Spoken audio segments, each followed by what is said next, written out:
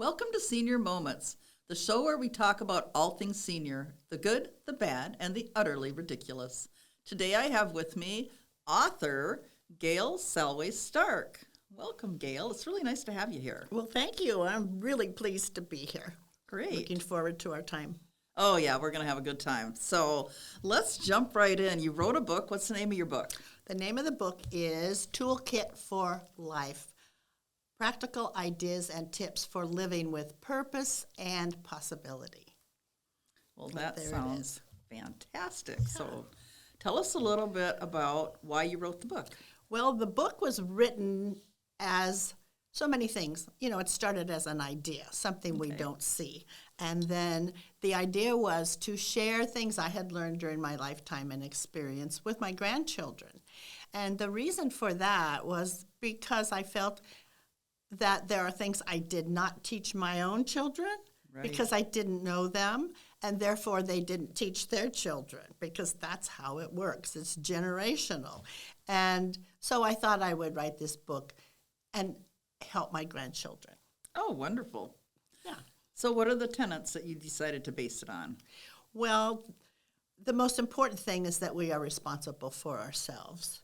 Okay. And that we write our own story. We are the creators of our own lives, and we are therefore writing our own story, or living our own story, creating our own story. And the whole hope in this book is that people will learn more about themselves and then be able to make better choices and therefore have a happier, more balanced life. Okay. So give us a little bit of some of the tips. What are some of the tips in your book? Some of the tips in the book are to understand that you are responsible for yourself. It's very easy to expect other people to change when in a relationship I feel both parties are contributing, and if we want to see change in a relationship, we need to look at ourselves and what we're contributing to that relationship.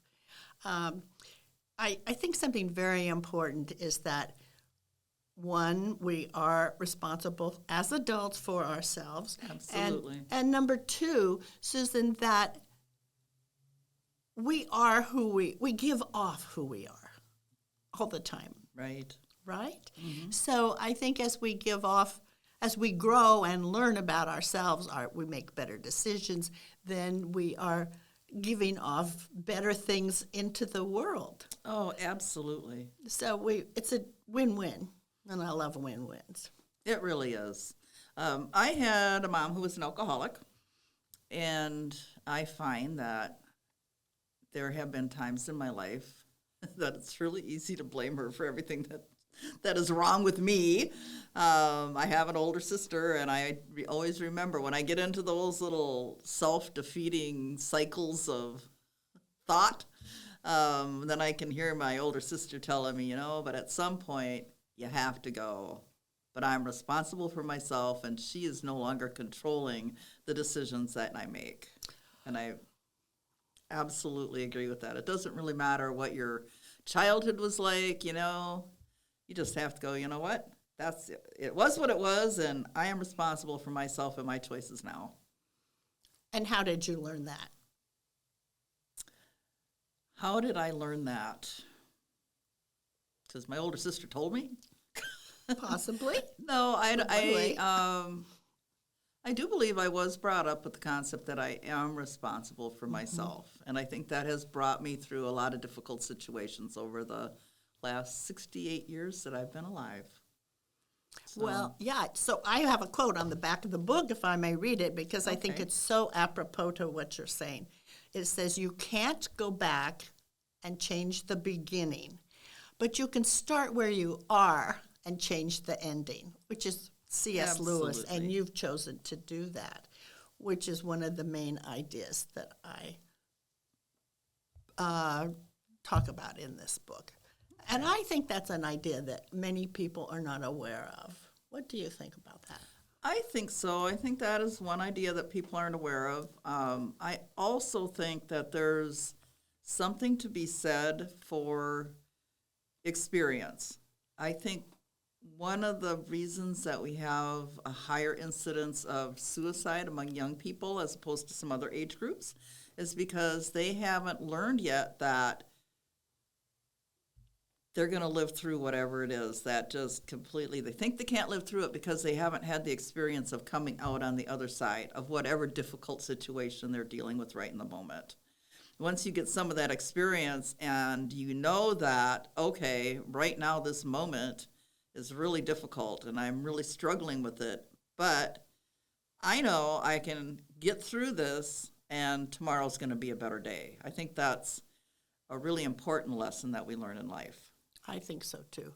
And a way I explain that is that it's like we have maps. We've heard that analogy before when we're children. Our map is small. And I think like young people, their maps are not fully developed yet. Right. And so when we have a real difficulty, it tends to fill up the whole map. That's a good observation. We don't have any balance then. As we grow and have experience, like you were mentioning, then we know that there are other things within this confinement, and we know that we will get out on the other side. Yeah, I think that's really important. Me too. Yeah. Now you call yourself a wellness advocate? I do now, yes. Okay. I've dubbed myself a wellness advocate, author, and speaker. Okay. And what does that entail?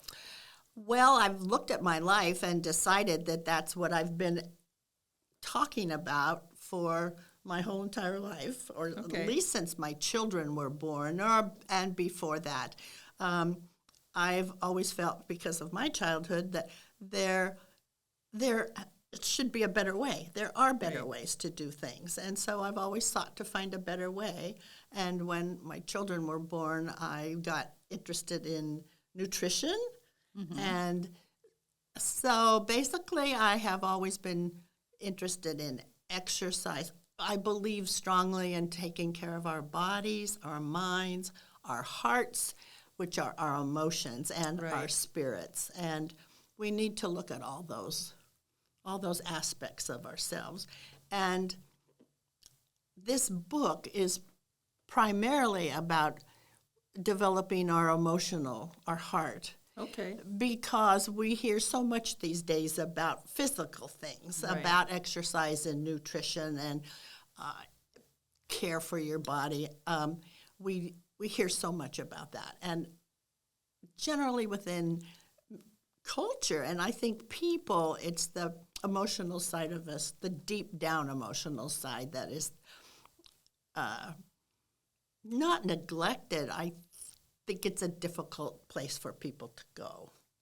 And the hope for this in the book was it was practical ideas and tips. Okay. So it would be, the book is written for the younger the better, if people are willing to do the work, because then they'll have the rest of their life with that knowledge. Mm-hmm. But it's, I think valuable for anybody at any age, even seniors, because seniors can certainly impact themselves. And as we said, who we are affects everybody, so we can affect our grandchildren and our great-grandchildren. Absolutely.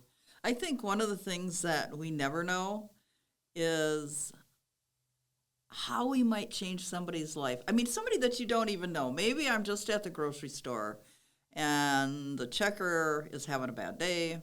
I don't know she's having a bad day, but I make a comment like, oh, your hair looks beautiful today. And I walk out, I go about my day, and I don't think anything of it. It's a normal thing for me to do. If I see something I like, I compliment people, and I go. But I don't know that, you never know. That one compliment may have changed that person's whole day, or it may have, triggered something else that made a positive effect on their lives. I think we just don't ever really know all the effects that we have on the people around us.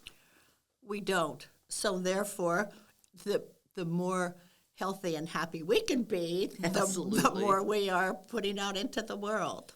Yes. I had occasion to go to New York for, it was a business trip one time.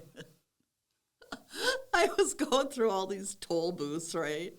And everybody was kind of grumpy, so I just made it like a challenge to be as nice as I could be and see if I could finally, and I finally did. One person actually responded positively. I thought, but boy, that was a lot of work.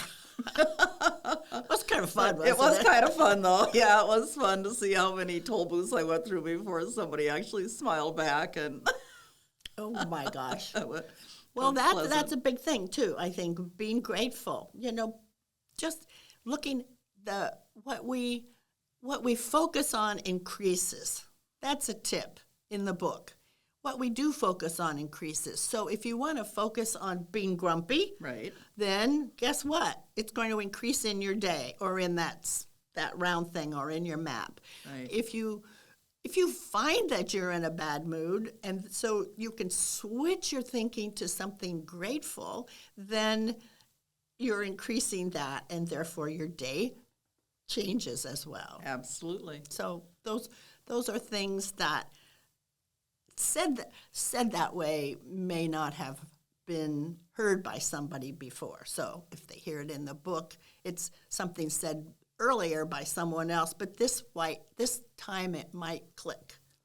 They have the saying, when the student is ready, the teacher will come.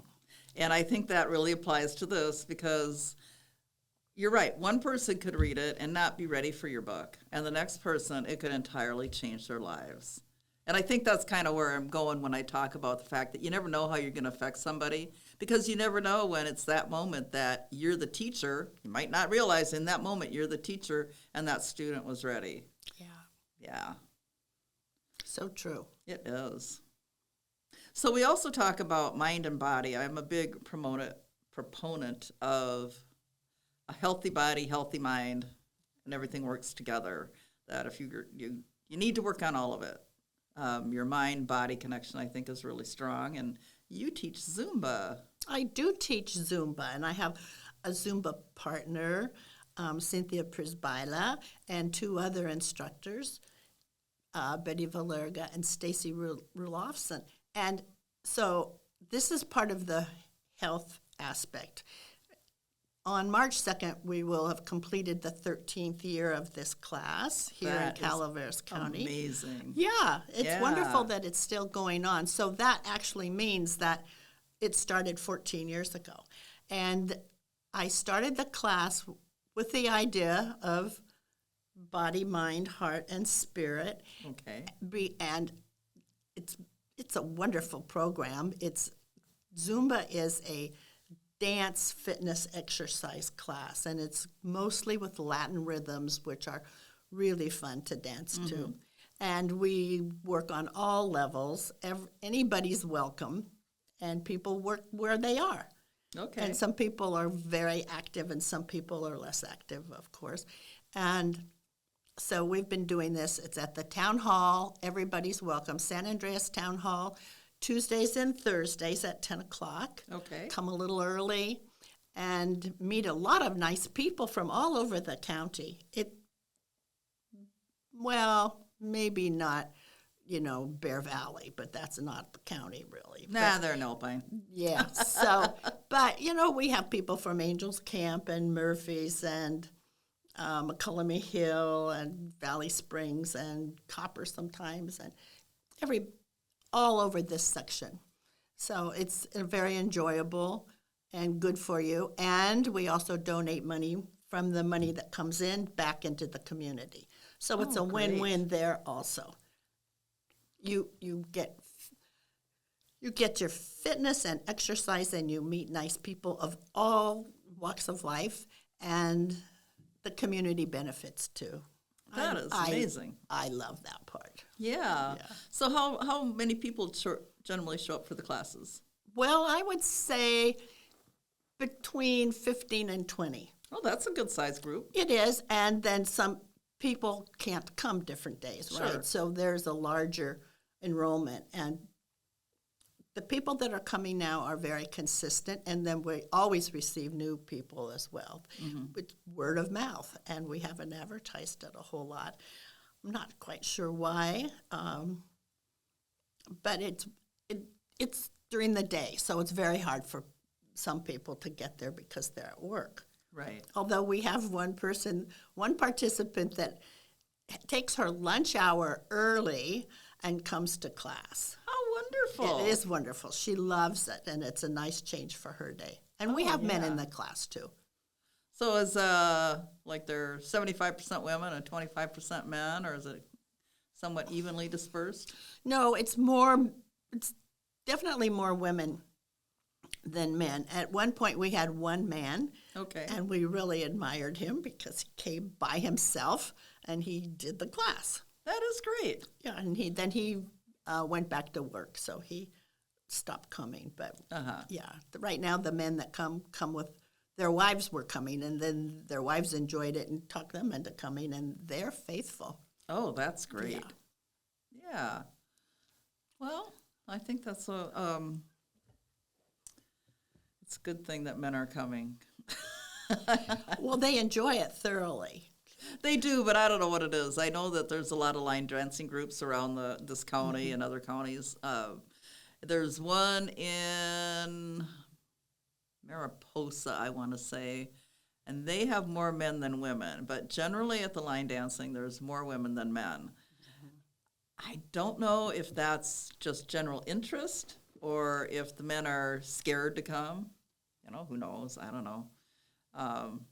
And I would say in a senior group that may not be, I think things are changing, but typically men are not as healthy later in life as women are. That's a possibility. The two men that are coming have always been active. One outdoors, and one is a martial arts teacher. Oh, my. So, and I'm not sure about the other ones. Yeah. But one of the people had broken her leg, and so she came and sat in a chair. Okay. So, and then she said she lost 2 inches in her waistline because of the different way she was doing it. So, if people aren't feeling well, they just sit down and. Okay. But it's a wonderful program, and as I say, it benefits all of us that participate, and it benefits the community as well. And is there, can you modify it? So like right now, chair yoga is a big thing. I see chair yoga everywhere. I guess it's supplanted goat yoga as the latest, greatest new thing. Can you modify the Zumba for somebody that may not be able to get out of a chair? Well, part of my training, part of the instructor training for the class I took was to show people how to do Zumba in a chair. Okay. So you really can do it. I think it's hard to do because the music is so exciting and people can't sit still. You want to bounce around, yeah. But if you really have some people have done half the class and then tired and then do the rest of the class in a chair. There's that way to start out. Most people modify themselves. They are being self-responsible, which is a good thing because they know what if something's bothering them. But it's basically low impact, and we do many of the same steps and routines so people know exactly what they need to do. Okay. And then do they, after a while, have their favorite songs and their favorite? Yeah. You would be surprised to know. I'm not sure, but I think we have probably at this point over 125 routines. Oh, my gosh. Well, that's we've been wonderful. making them up over all these years. Yeah. Isn't that amazing? So it's very good for one's memory as well. I will bring that up because I hadn't thought about that. When we first started, I was thinking that the exercise would just definitely help us maintain our neurons. Right. And then I've since learned that actually exercising at a high level and using your cognitive abilities at the same time builds neurons. So if people are worried about their cognitive abilities. This is really a wonderful thing to do. That is a really good point. Yeah, and I had not thought about that. Yeah. Yeah, I used to monitor or mentor a Alzheimer's support group, and that was the kind of the tenets of what we were doing too, is that exercise is so important and socialization is so important. Yeah. The two best things you can do for your brain are exercise and socialization, and Zumba's got it all. It does. Yeah. And spirit, because we all share spirit and we help each other out. Mm-hmm. So you're right. I think that's why it's had its lasting effect on so many people. Okay. And do you have some tips and tricks in your book about the spiritual development as well? The book does not address it in that sense, but I think the whole book is spiritual, actually. Okay. I really do. Because I feel that we as humans are so connected to the universe and to the earth and to all the systems therein. And I bring that up in the book, that we are. So that's the spiritual part I see, is how understanding and connected we are to our earth and to the universe. I always think that when I'm really in tune with, when my life is really in balance, probably is a better way to say it, I can feel the universe going through me. It's like an actual feeling. Mm-hmm. I'm not describing it very well, but that's the best I can do. Well, I think it's probably, that's where our language limits us. That is true. Yeah. Yeah. So being creative is another really good activity for your spiritual well-being, I think. Well, I was thinking about that driving over here today. You know, whether you're writing a book or painting a picture or designing a building or working on a Lego, you know, making a new Lego thing. Just the creative process is certainly a part. It's shared by so many people, and the frustration and all the things that go into it, I think, Right. they're all there. So whatever anybody does to express themselves is spiritual.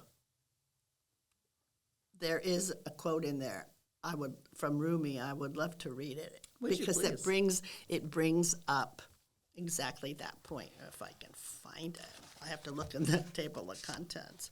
Okay. I have a section of quotes that have been important to me, and this one certainly has.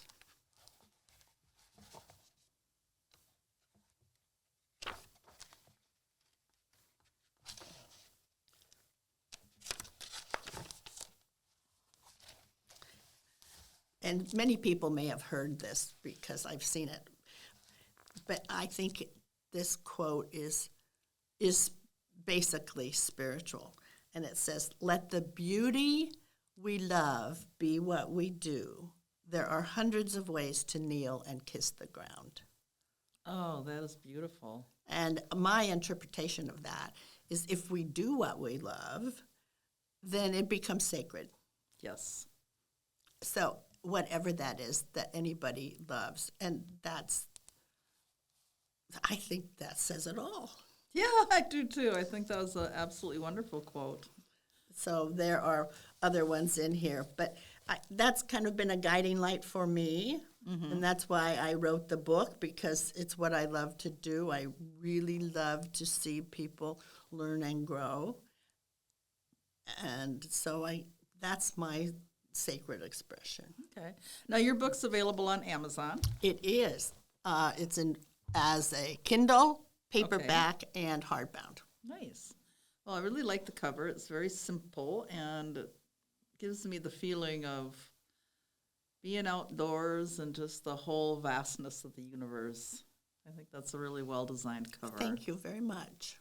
You're welcome. How long did it take you to write the book? Well, do I have to tell? I guess I do. Well, you can lie. I could lie. Nobody will know the difference. No, here's the thing. I've learned a lot. Whenever you do anything for the first time, Right. and I had a lot of, it took me 3 years. Okay. And I actually was working with a friend who was writing a book. It took her almost 3 years too. Now, the next one will take 2. Okay. What I would like to tell people this, because I did this backwards, and anybody that wants to write a book, and I learned this the hard way, the best way to approach it is to write an outline. Who would have Just thought? like you learned in school. You Yep. write an outline, and that might take a long time. And then, but it helps bring your ideas together and organize them. And I spent a year with lots of ideas, free-flowing, writing about them, thinking about them, but not putting them into a particular order. Right. So the trick is to write the outline and then write the first draft, and everybody says this. Do not pay attention to the grammar, the syntax, anything. Just write it, and Okay. then one can go back and do the editing. All right. Now, did you have somebody else look at your book before you published it? Did you have an outside editor? How did that process work? Well, book publishing has changed a lot. So what I self-published, but I hired somebody to be a helper, to help me self-publish. Okay. If I were more knowledgeable with computers and digital things, and if I were younger, that correlates, I probably could have done it myself. Okay. So, and I've seen things on YouTube and here and there where they tell you, you can learn. If you're more proficient, I think it's a real possibility. Sure. Although many, many people are self-publishing these days. It's a lot more prevalent than it used to be. And I think people are more successful than they used to be because it is more prevalent. This is what I understand, is that years ago, if one had, and people still have regular publishers, Right. but the publishing houses would promote and help the author sell the book and advertise the book. And that doesn't happen so much anymore. So whether you are self-publishing or you're publishing with a publishing house, the onus is more on the author to sell the book, Okay. which is something I didn't know. What I have found personally is that I want the information that I have in the book to get out. I would like it to help people lead a better life. To do that, I have to promote and sell the book, obviously. Okay. And do you have a game plan for that? Well, You're here today. That's part. I'm here today. That's one of the things that people are told to do. I'm working on my game plan, and this wonderful organization is a part of that. So I right. appreciate that, and thank you for that. Oh, you're welcome. Always glad to have authors on this show. I used to think I wanted to write a book, but as I've gotten older, I don't know that I have it in me, to be honest. I don't think I'm as smart as I used to be. Maybe that's it. I think I've heard that's what people all say. Yeah. So you're going to write another book too, right? You have another one on the drawing I board? have some in my head, and I'm anticipating publishing some children's stories this year Okay. that have been written for a while, and starting this process has started me thinking more about publishing. Okay. And what age group are the children's books going to be aimed at? Oh, I would say 3 to 5, 6. Okay. Yeah. And are they going to be kind of learning books where they're learning some of the stuff in your toolkit early?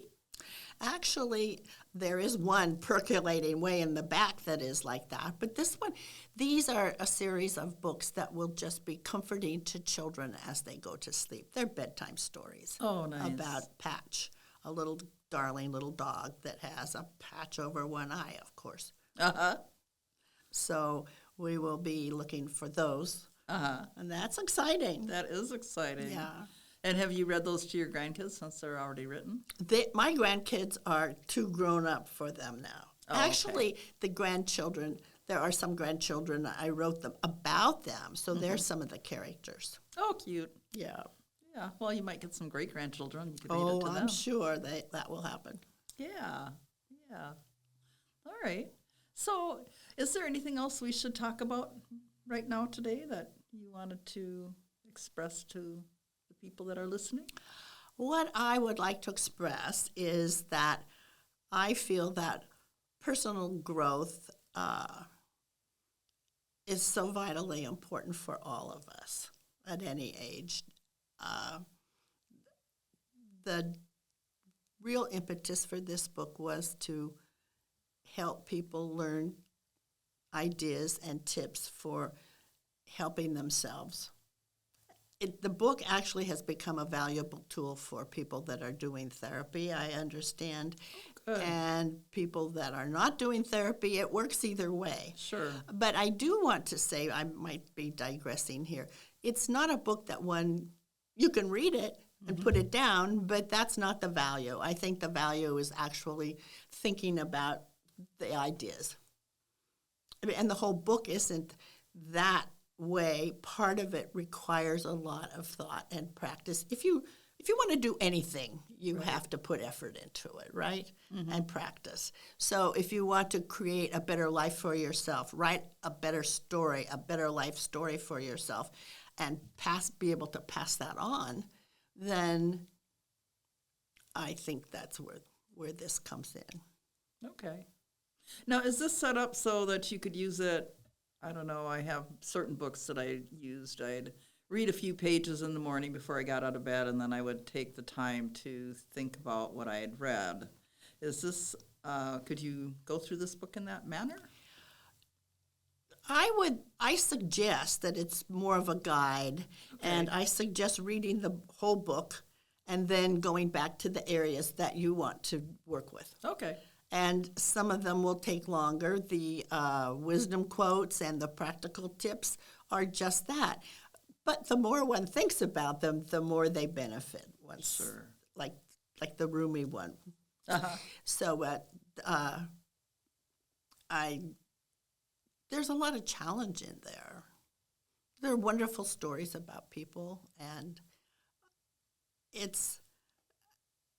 I do say, and I believe this, if you read the book and look at it, and you could take one thing away that will enhance your life, then it's been worthwhile. I think that is a good observation. That's my hope. All right. Well, thank you so much for being on the show today. I really appreciate it. It's been very nice meeting you.